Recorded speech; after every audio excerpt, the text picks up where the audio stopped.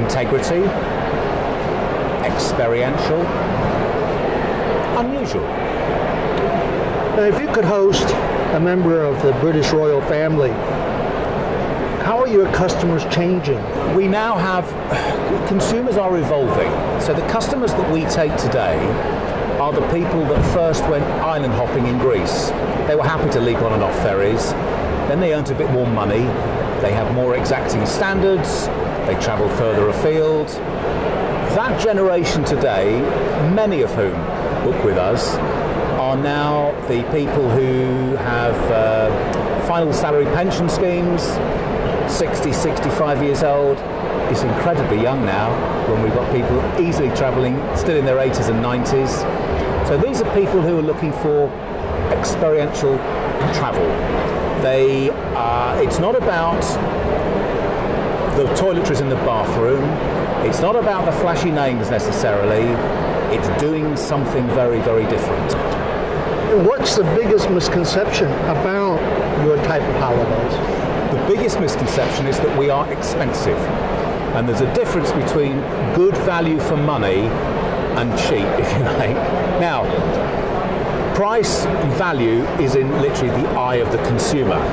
But that is a barrier that we're constantly breaking down. I mean, when you have a name, Prestige Holidays, the name does kind of imply that you're pricing at the top end. And I would argue that no, we're not. We're charging a fair price. We're not interested in charging bargain basement prices. We're interested in charging a fair price and delivering good value for money. What's your top holiday type and your top 2 destinations? I have to say it's fly and flop by a long shot, but of course the fly and flop that you do in Croatia, which is the biggest single destination that we operate to, is a little bit more than that, mainly because you can't flop onto many sandy beaches there, so people are looking for something slightly different there. Increasingly we are looking at customers who they're more curious. They're no longer frightened about renting cars. They know what sat-navs are because they've got them here.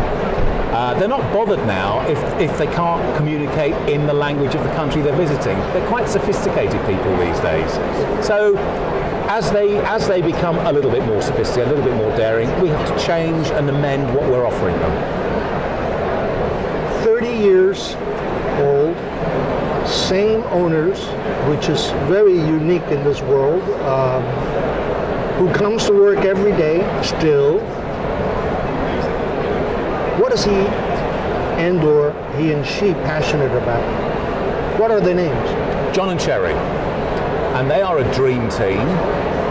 They're very good at communicating with each other and quite forcibly, because they both have very fixed ideas.